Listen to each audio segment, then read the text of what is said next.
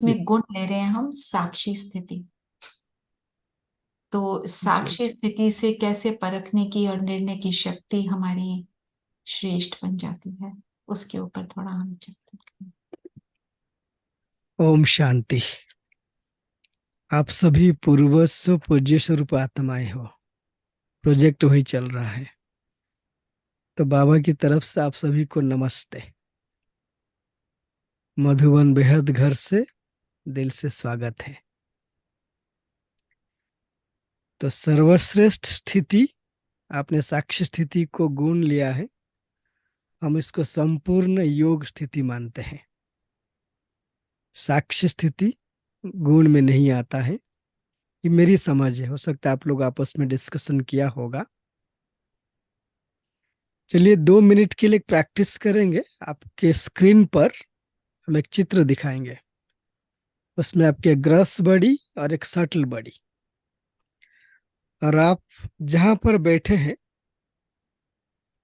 तो एक आप अपने मन से की इमेज इमेज बनाएंगे।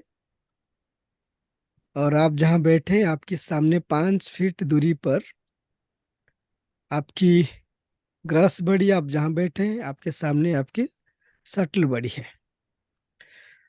और उस ग्रस बड़ी को देखेंगे प्लस सटल बड़ी को देखेंगे आप।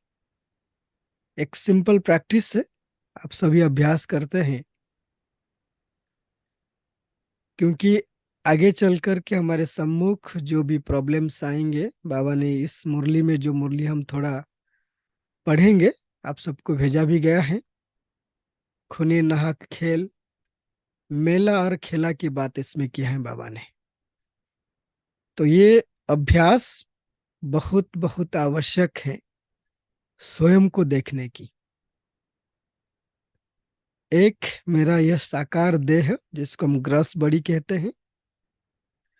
दूसरा, जब हम अपनी अपने पुरुषार्थ के अनुसार अव्यक्त फरिश्ता स्वरूप को धारण करेंगे, जिसको आकारी शरीर बाबा कहते हैं, फरिश्ता भी कहते हैं, अव्यक्त फरिश्ता कहते हैं। तो ठीक इसी शरीर के अनुरूप एक सूक्ष्म शरीर मेरे सामने बैठा है, वो मेरा है। तो 2 मिनट की प्रैक्टिस में आपको और कोई चिंतन नहीं करना है, जस्ट देखना है।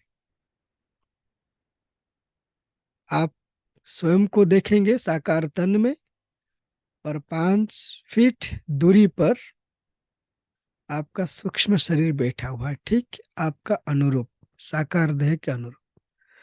इस 2 मिनट की प्रैक्टिस में आपको ये चेक करना है, आप जो स्पष्ट रीति से इस साकार देह को देख पा रहे हैं बुद्धि रूपी नेत्र से, क्या उतने ही स्पष्ट दृष्टि से आपकी सटल बड़ी, जो सूक्ष्म शरीर को देख पा रहे हैं।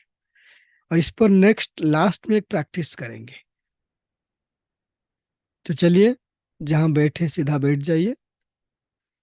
अपना एक इमेज बनाइए सटल बड़ी की, आपसे सम्मुख 5 फीट दूरी पर।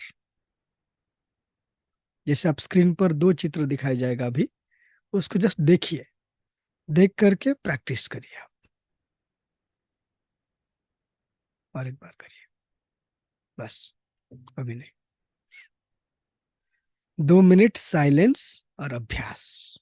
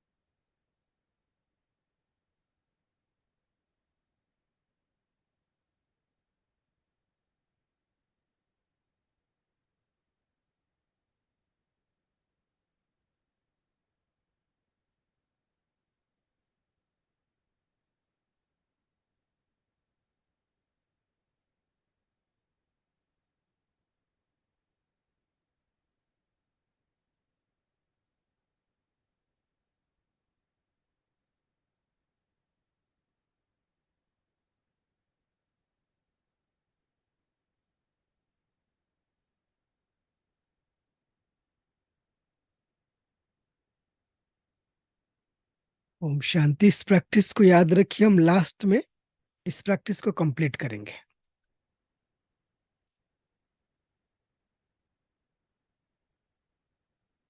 तो जैसे आप सभी को मुरली भेजा गया था, ये 8 जुलाई 1973 की अव्यक्त मुरली है, और जिस मुरली में बाबा समय की पुकार, और उसमें हमारी कैसी स्थिति हो, जैसे रचना बहन ने कहा कि अभी आप सभी की इस प्रोजेक्ट की जो पुरुषार्थ की टॉपिक चल रहा है, परखने की शक्ति, निर्णय करने की शक्ति, इसमें विशेष अभ्यास लिया है साक्षी दृष्टा साक्षी स्थिति की। तो परखने की शक्ति, निर्णय करने की शक्ति में आत्मा की जो 3 फैकल्टी है, मन, बुद्धि और संस्कार, और 3 फैकल्टी में से जो प्रमुख फैकल्टी जिसके द्वारा आत्मा परखेगी और निर्णय करेगी, वो है बुद्धि। और बुद्धि के लिए बाबा कहते बुद्धि रूपी कांटा एकाग्र हो। उसमें भी 3 एक की बात बाबा करते हैं। एक है एक रस, दूसरा एक तार, तीसरा एक टिक। आप सुना होगा, एक रस, एक तार और एक टिक। एक रस का अर्थ है सर्व संबंध, जो आपकी देह, देहधारी देह की संबंध, सबसे बुद्धि योग को तोड़कर एक बाबा से सर्व संबंध की रस लेना, एक रस। इसमें भी बुद्धि का उपयोग है। तीनों फैकल्टी में मुख्य बुद्धि है। अगर बुद्धि को आपने कंट्रोल कर लिया, बुद्धि के आधार पर मन भी कंट्रोल होगा, फिर आपके संस्कार परिवर्तन होंगे। एक रस, एक तार, अर्थात बुद्धि रूपी तार की कनेक्शन एक बाबा के ऊपर हो। उसकी अभ्यास में बाबा कहते हैं बिंदु की अभ्यास। मैं बिंदु आत्मा हूं, सिंधु बाबा से मेरी बुद्धि की कनेक्शन है, जिसमें बुद्धि में किसी भी प्रकार की वाइसेस ना हो। वॉइसलेस वायरलेस कनेक्शन बुद्धि की है। एक रस, एक टिक का मतलब है जब आप अपनी बुद्धि को जोड़ दिया, उस बुद्धि को हिलाएंगे नहीं। अगर परमधाम में बाबा के स्वरूप पर एकाग्र है, तो आपकी बुद्धि की स्मृति रूपी कांटा केवल एक ही बात पर रहे कि मैं परमधाम में बाबा से जुड़ी हुई हूं। एक टिक, हिलना नहीं है, चाहे 1 मिनट के लिए हो या 10 मिनट के लिए, जो आपने टारगेट लिया है। जब तीनों प्रैक्टिस एक साथ चलती हैं, तो हमारे ऑटोमेटिक परखने की शक्ति, निर्णय करने की शक्ति आती है। ये प्रैक्टिस एक दिन के लिए करके छोड़ दिया नहीं है, रोज करना होगा, क्योंकि अंतिम समय में जो खूने नाहक खेल या भंभर को आग लगेगी, भिन्न भिन्न तरीके से 5 तत्वों, इंसानी आपदाएं और विज्ञान टेक्नोलॉजी की भी आपदाएं, अनेक तरीके से भिन्न भिन्न संबंधों से जो भी पेपर्स आएंगे, वो सभी को पार करने के लिए आपकी बुद्धि की एकाग्रता कहो, जिसको हमने 3 बात में आपके सामने रखा। एक रस, एक तार, एक टिक। एक रस आपको सर्व संबंधों से बुद्धि योग हटा करके बाबा की तरफ ले जाएगा। एक तार आप सिर्फ आत्मा समझ करके बाबा से जुड़े रहेंगे। एक टिक आपका अभ्यास में रोज एक टिक होकर के, चाहे शरीर को बिठाओ, मन बुद्धि को एकाग्र करो, ये रोज की प्रैक्टिस में होना चाहिए। तभी निर्णय करने की शक्ति, परखने की शक्ति बढ़ेगी, और जिसके आधार पर साक्षी दृष्टा की अनुभूति, साक्षी स्थिति की अनुभूति, क्योंकि अंतिम समय में चाहे हम साक्षात्कार मूर्त बनेंगे या जय जयकार होगा, उसके लिए साक्षी दृष्टा या साक्षी स्थिति की अभ्यास बहुत आवश्यक है। कोई भी अभ्यास आप करते हैं योग में, चाहे आप आत्मिक स्थिति की या जो जो हमें अलग अलग योग अभ्यास की स्थिति बताई जाती है प्रैक्टिस के लिए, फरिश्ता की या परम धाम में आत्मा की, परमात्मा की मिलन की, ये सारी अभ्यास में जब तक हम अभ्यास को साक्षी दृष्टा से शुरू नहीं करते हैं, हम योग में लंबे समय तक टिक नहीं सकते। और साक्षी दृष्टा अभ्यास के लिए जो रोज प्रैक्टिस में हमको करना चाहिए वो है स्वराज्य अधिकारी की स्थिति। साक्षी भाव को धारण करते हुए आत्मा राजा बन करके अपनी कर्मेंद्रियों को अपनी अधिकार में ले, अपनी अधीन में ले करके उसको कार्य में लगाए। सबसे पहला कार्य योग में जब बैठे हैं समेटने की शक्ति यूज करते हैं, और उसके बाद बाबा से योग लगाते हैं। कोई भी गहन अभ्यास के लिए साक्षी दृष्टा का अभ्यास अति आवश्यक है, जिसको बाबा कहते हैं सीट पर सेट हो जाना। और आत्मा की सीट भ्रुकुटी, और भ्रुकुटी पर स्थित होकर के साक्षी भाव को साक्षी दृष्टा बन करके स्वयं को देखना, स्वयं के रूप को देखना, और उसके बाद अपनी कर्मेंद्रियों को ऑब्जर्व करते हुए उसमें बुद्धियों को डिस्कनेक्ट करते हुए देह से, देह की दुनिया से बाबा की तरफ एकाग्र होना। तो इसके संदर्भ में बाबा जो सुनाए हैं मुरली, थोड़ा मुरली सुनते हैं। पहले प्रैक्टिस आपने क्या किया, ग्रस बड़ी को देखा और सूक्ष्म शरीर को देखा। इसी को लेकर के बाबा की जो महावाक्य है, ये 8/7/1973 की है, और मुरली की टाइटल समय की पुकार। उसमें से जो 2 पैराग्राफ लिया गया है, उसमें बाबा मेला और खेल, ये संसार जो है, यहाँ पर मेला लगा हुआ है, भिन्न भिन्न प्रकार की मेला। इस मेले में दृश्य अनेक प्रकार की है, और मेले में आपको उसमें मौज की स्थिति तब होती है जब आप उसको खेल के रूप में लेकर के एंजॉय करते हो। अगर मेले को कुछ अलग दृष्टि में देख रहे हो तो आप खेल का अनुभव नहीं होगा, उसमें आप परिस्थिति के साथ आप क्या होंगे, डिटाच नहीं होकर के क्या होंगे, प्रभावित होंगे। इसलिए मुरली सुनते बाबा इसमें क्या बता रहे हैं। जैसे हद के सिनेमा में भिन्न भिन्न नाम से भिन्न भिन्न खेल होते हैं,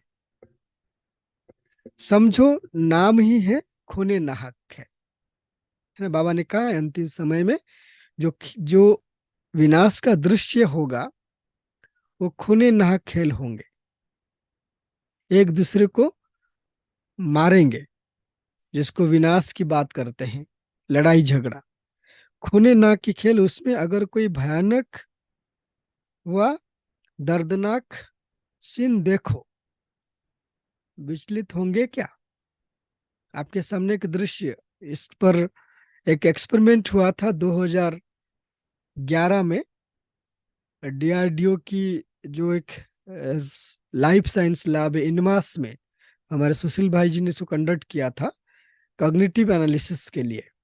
जो भाई बहन ने पार्टिसिपेट किए थे उसमें से 18 लोगों को लिया गया था, जिसमें उनकी अगर भिन्न भिन्न प्रकार के दृश्य दिखाया जाता है तो उनके ब्रेन लेवल पर क्या चेंजेस होता है, खास करके कॉग्निटिव एस्पेक्ट को मेजर करने के लिए।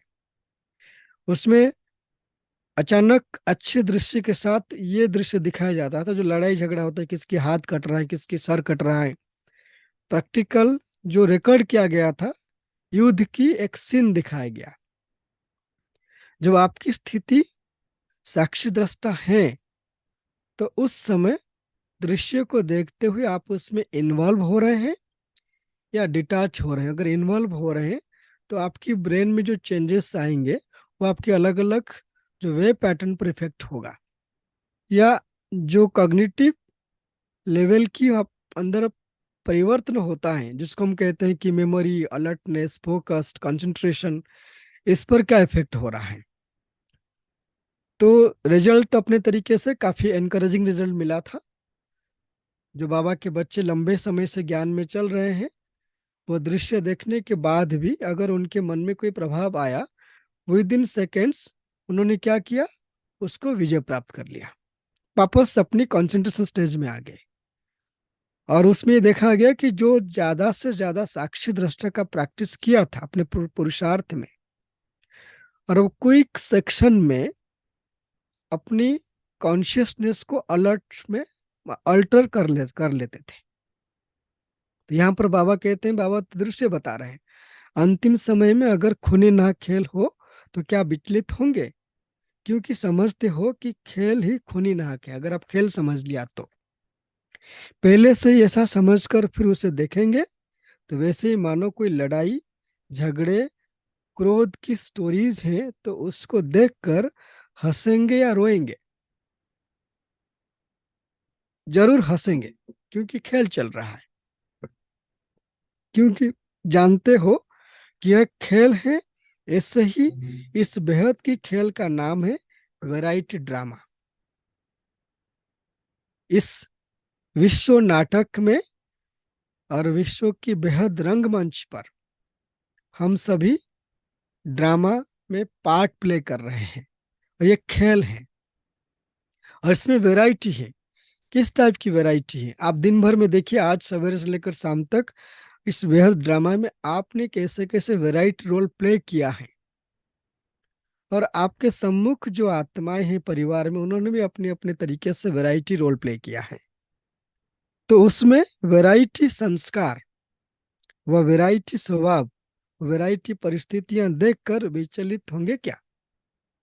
ये रियल ड्रामा, रियल टाइम में ड्रामा हो रहा है हमारे सम्मुख। अगर आप उसको खेल समझेंगे तो उसमें आप प्रभावित नहीं होंगे।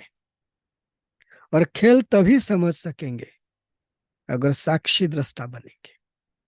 इस बाबा आगे कहते हैं, या उससे भी साक्षी हो एक रस स्थिति में स्थित हो देखेंगे। तो अगर यह समझो व याद रखो कि यह एक वैरायटी खेल है तो पुरुषार्थ करने में मुश्किल समझते हो या सहज, क्या वो सहज नहीं हो जाएगा। अगर खेल समझा तो सहज, खेल नहीं समझा तो मुश्किल। और जब साक्षी भाव को धारण करेंगे तो इस स्थिति में हमारे ऑटोमेटिक अंतर, मन में कहो या बुद्धि में कहो, दिल की भावनाओं में एक अभ्यास तो ऑटोमेटिक होगा साक्षी दृष्टा बनने से। जो हमारी अंतिम सिद्धि है पुरुषार्थ की, नष्टो मोह स्मृति लब्धा। अगर साक्षी भाव की स्मृति नहीं है या रोज की दिनचर्या में इसकी रोज की प्रैक्टिस में नहीं है तो नष्टो मोह बनना मुश्किल का खेल है। इसलिए अगर ब्रह्मा बाबा के जीवन की पुरुषार्थ आप देखेंगे तो शुरुआत बाबा प्रैक्टिस में साक्षी दृष्टा का हमेशा प्रैक्टिस किया है, और जिसके प्रमाण बाबा की अंतिम समय जो बाबा ने साकार से अव्यक्त स्वरूप को धारण किया, उस समय की जो 15 मिनट का खेल था। हम सभी बार बार इस मुरली को सुनते हैं कि बाबा के सम्मुख अंतिम समय में 3 पेपर आए। एक था शिव बाबा ब्रह्मा बाबा को बुला रहे थे कि बच्चे आ जाओ, बस अभी पाठ पूरा हुआ। और दूसरा था अनन्य बच्चे जिनकी चेहरा बाबा के सम्मुख आ गए। और तीसरा बाबा के जो देह की हिसाब किताब, कर्म भोग जिसका नाम बाबा ने दिया। तीनों, खास करके कर्म भोग के ऊपर योग बल कैसे विजय प्राप्त किया, मल्ल युद्ध चल रहा था। लेकिन साक्षी भाव को बाबा प्रैक्टिस किया था, इसलिए साक्षी दृष्टा बन करके बाबा ने देखा कि लंबे समय से बाबा ने जो योग स्थिति धारण किया था, वो योग स्थिति कैसे कर्म भोग पर विजय प्राप्त कर रहा है। तो धीरे धीरे आत्मा एक एक अंग से अपनी शक्ति को छोड़ती जा रही थी, और फिर पिंजरा खुल गया, आत्मा पंछी उड़ गई। अभ्यास में हर रोज अपने जीवन इस ब्राह्मण जीवन में, पुरुषार्थ में इसको हम प्रैक्टिस करना चाहिए। कोई भी जीवन में परिस्थिति है जो प्रैक्टिकल लाइफ में है, गृहस्थ में तो रोज कोई ना कोई इस प्रकार की ड्रामा होता ही रहता है। और होने के बाद आप एक प्रैक्टिस कर सकते हैं। चाहे घर में झगड़ा हो गया है, आपस में क्रोध की वातावरण है, आपने 5 बात कहा, सामने वाले 10 कहा। अगर आप 5 कहे 10 नहीं कह पाए तो मन में बीत बीत हो जाता है मन। फिर मन करेगा मैं भी कभी भी मौका मिले और 15 बात कर लूँ, फिर से बराबर हो जाएगा।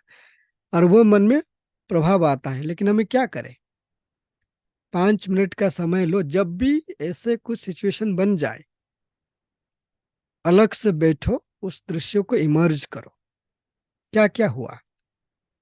क्योंकि जब वातावरण ऐसा बन जाता है, तन में मन में कई प्रकार की रिफ्लेक्शंस होते हैं। इवन इफ हार्मोन्स लेवल पर भी चेंजेस आ जाता है, और जिसकी प्रभाव आपके शरीर में आता है।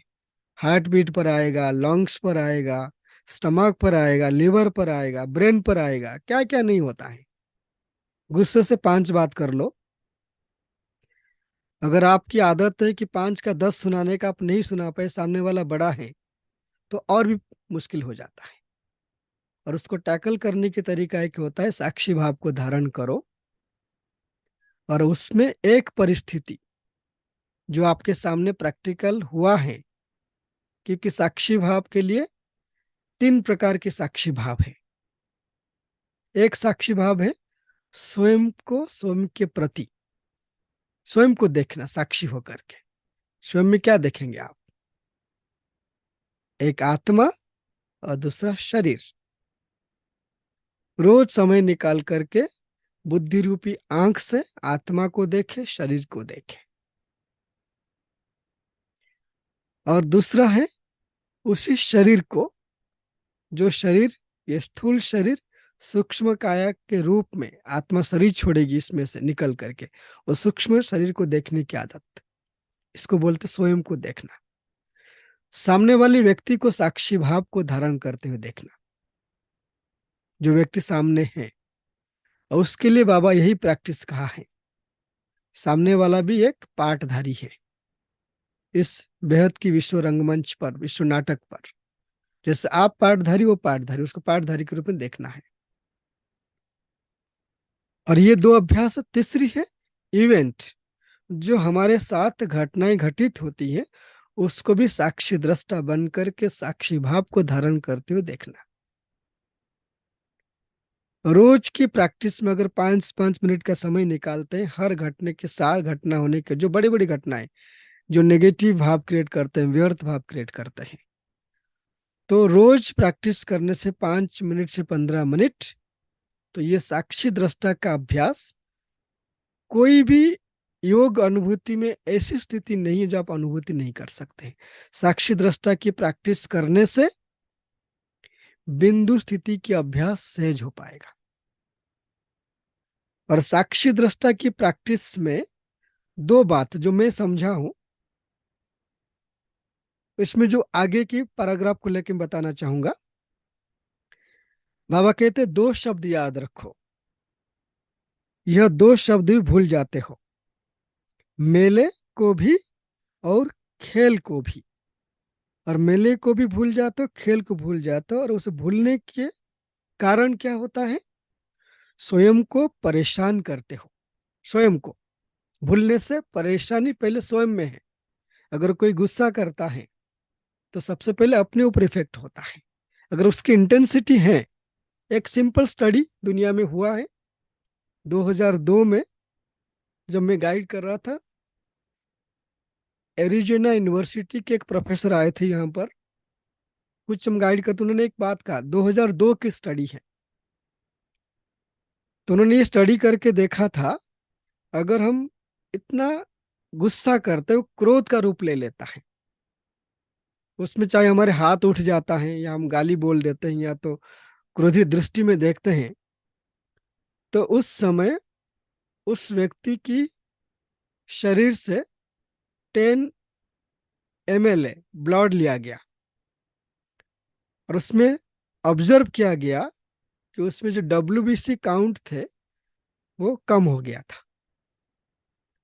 WBC काउंट कम होने की वजह से व्यक्ति के अंदर वो रेजिस्टेंस पावर नहीं रहता है, गुस्से में आने से फिर वो अनकंट्रोल हो जाता है अगर ज्यादा बढ़ गया तो गुस्सा करने से, क्रोध में आने से नुकसान स्वयं को होता है, दूसरे वाल सामने वालों को बाद में होगा।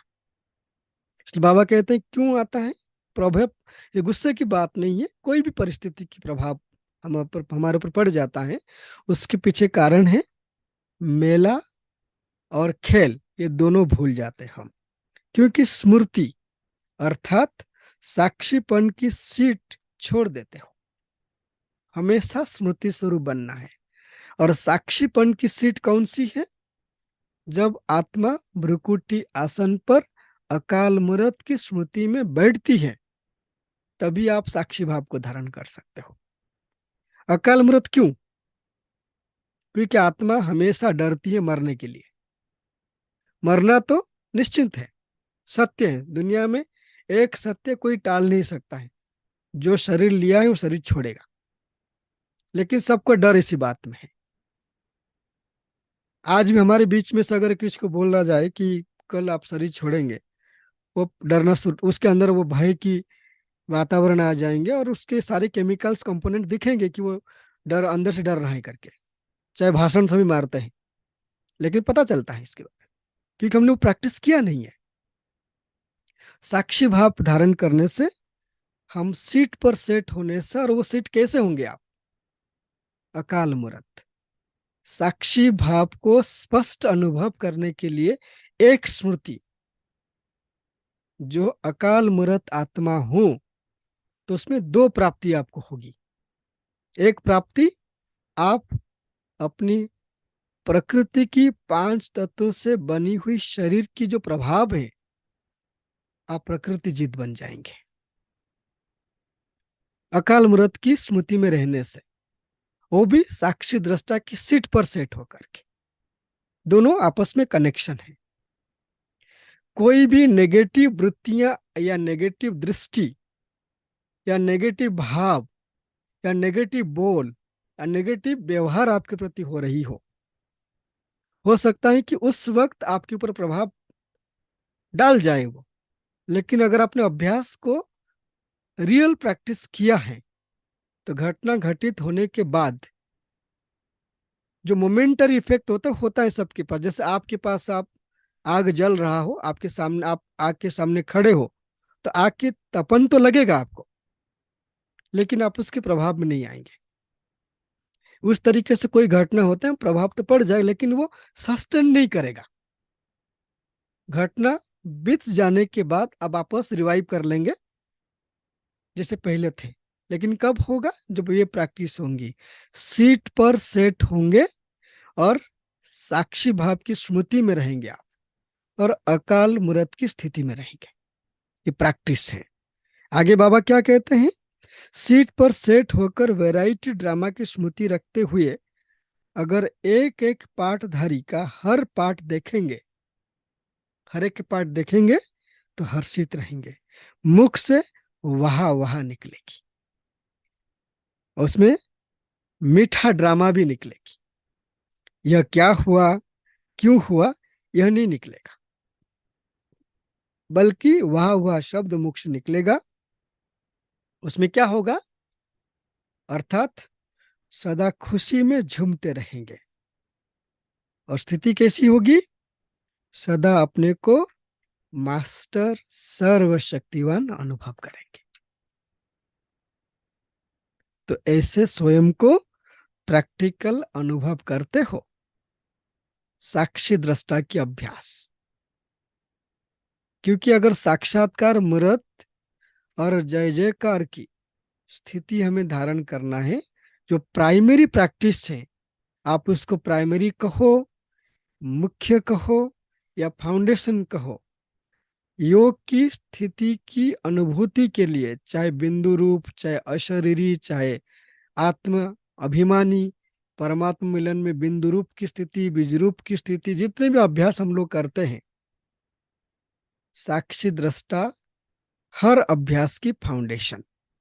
साक्षी दृष्टा के लिए 3 बात हमारी जीवन में धारणा होना चाहिए। एक, फुल स्टॉप। कोई भी बात हो, आपके मन से आवाम आप अंतर मन से आवाज कर दो, अपने लिए मुख से आवाज कर लो कि फुल स्टॉप। अपनी आत्मा को ये शब्द सुनाओ, फुल स्टॉप। साक्षी दृष्टा की ये प्रथम प्रैक्टिस है। और 3 धारणाएं होना चाहिए। एक धारणा कि हम सब प्रवृत्ति में रहते हैं, चाहे हम समर्पित हैं, लेकिन यह समर्पित वाला प्रवृत्ति भी इस दुनिया में है। आप गृहस्थ में रहते हो तो उसके लिए ट्रस्टीपन। ट्रस्टीपन अर्थात मैं निमित्त हूं। तो साक्षी भाव को धारण करने के लिए 3 बात: निमित्त, निर्मल और निर्माण। निमित्त भाव, मैं ट्रस्टी हूं। निर्मल वाणी और निर्माण चित्त। ये तीनों अगर आपकी जीवन में धारणा में है तो साक्षी दृष्टा का अभ्यास लंबे समय तक कर सकते हैं। अगर अभ्यास की गहराई में गहन योग अनुभूति हमें करना है तो कम से कम अगर आप आधे घंटे के अभ्यास करते हैं तो आधे घंटे के अभ्यास में 5 to 8 मिनट, मैं अपने अभ्यास की बात कर रहा हूँ, इसमें कोई बाबा ने कभी नहीं बताया कि इसे करना चाहिए, लेकिन हम जो अभ्यास करते हैं मैं अपनी बात बता रहा हूँ। 5 से 8 मिनट के अभ्यास साक्षी दृष्टा का तो होना ही चाहिए। बाकी जो आप अभ्यास करना चाहते हो करिए। निमित्त भाव अर्थात मैं निमित्त हूं। और निमित्त भाव के लिए जो स्मृति है वो है करण करावन हार बाबा करा रहे हैं, मैं आत्मा ट्रस्टी बन करके कर रही हूं। कराने वाला बाबा है। निर्मल वाणी अर्थात जिस वाणी में मल ना हो। निर्मल, मल अर्थात व्यर्थ, नेगेटिव, किचड़ा, दूसरों को दुख देने वाली बात हो ना। कई बार बाबा कहते हैं कि बच्चे ऐसे हो जाते हैं कि बातों बातों में रोते हैं, तो रोते वाले बच्चे बाबा को पसंद नहीं है। ये भी मुरली में आया है इसके बारे में। बातों बातों में मुख से पत्थर निकालते हैं, बाबा को ये भी पसंद नहीं है। इसलिए निर्मल वाणी में आता है निर्मल अर्थात किसी प्रकार के मल न हो वाणी में, कचड़ा न हो। निर्माण चित्त अर्थात निर्माण अर्थात ह्यूमिलिटी, विनय, नम्रता हमारे चित्त में भाव हो। उसको एक शब्द में कहेंगे सरल चित्त। सरल चित्त, जितना हम सरलता को धारण करेंगे साक्षी भाव को धारण कर सकते हैं। तो ये अभ्यास, तो ये हमारी चिंतन था, आपके सामने हमने रखा। तो अभी एक प्रैक्टिस करेंगे जो पहली स्लाइड को आपको दिखाया गया था। आप दूसरा उसको इमर्ज करिए प्रैक्टिस में। वापस 2 मिनट आप अपनी ग्रास बॉडी को देखिए और 5 फीट दूरी पर आपकी आकारी काया बैठा हुआ है। और देखते हुए आपकी स्क्रीन पर कुछ शब्द आएंगे, आपको हम बोलते जाएंगे। ये प्रैक्टिस 3 मिनट हम करेंगे। प्ले करो उसको। सबसे पहले आप ग्रास बॉडी को देखते हुए ग्रास बॉडी में जो फीलिंग हो रही है आपको अभी अभी, चाहे ठंडी की चाहे गर्मी की, अगर आप एसी रूम में बैठे हो आपको ठंडी हवा की फीलिंग हो रही होगी, या कमरे में कोई आवाज होगा, या आप जहां पर बैठे हो डिस्टेंस से कोई आवाज आ रही हो, जो भी आपको फीलिंग हो रही है 15 सेकंड के लिए उस फीलिंग को साक्षी भाव को धारण करते हुए साक्षी दृष्टा बन करके ग्रास बॉडी में क्या इफेक्ट हो रहा है उसको आप ऑब्जर्व करिए। अभी करेंट फीलिंग्स को, कोई भी फीलिंग आ रही हो।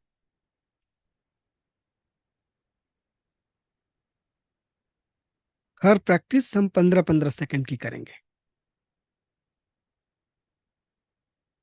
ग्रास बॉडी को देखे और ये अभ्यास में आप ग्रॉस बॉडी में जो फीलिंग करेंगे वो फीलिंग का स्वरूप बनेगा आपकी आकारी शरीर में।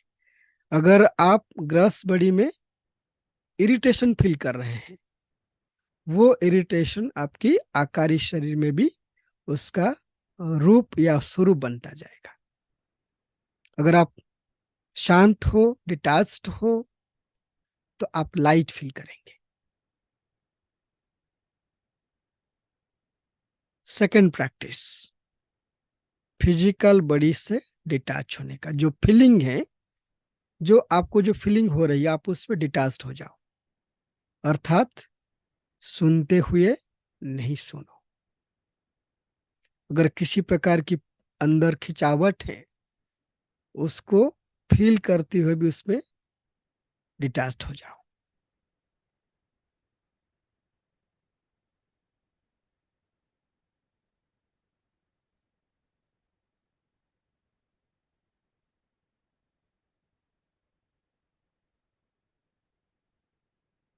अब डिटैच्ड होने के बाद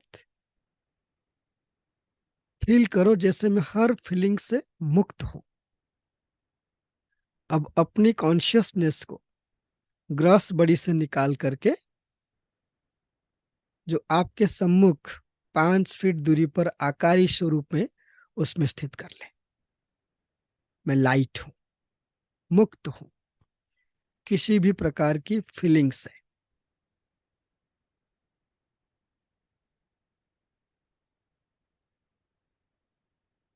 नेक्स्ट, शरीर के साथ जो भी संबंध है, जैसे आज बाबा ने मुरली में कहा था, याद करें। देह देह की संबंध सब मिटने वाले हैं। ऑल रिलेशन से डिटैच हो जाए।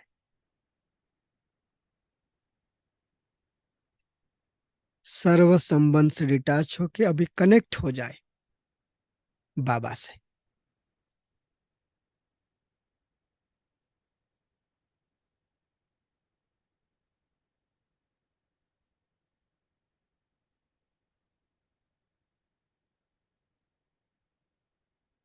जितनी देर बाबा से कनेक्ट होंगे, बाबा की शक्तियां, गुण आकारी शरीर को अव्यक्त शरीर बनाएगा।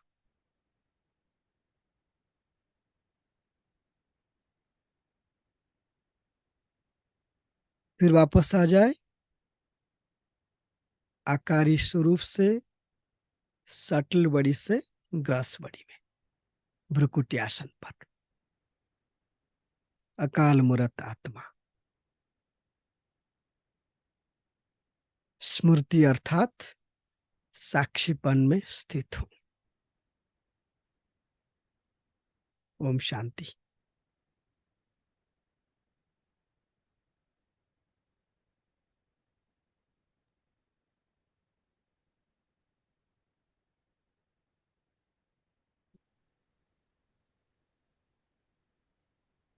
हाँ जी, that was a very nice experience.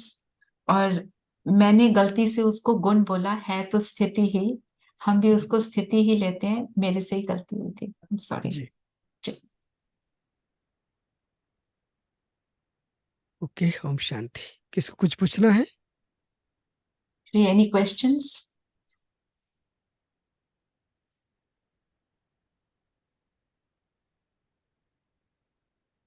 Okay. Om Shanti. Om Shanti. आपका बहुत बहुत थैंक्स भाई जी। वेरी थैंक यू भाई जी। ओम शांति। ओम शुक्रिया शांति। भाई जी। ओम शांति भाई जी। Thank you. ओम शांति भाई जी। थैंक यू भाई जी। ओम शांति।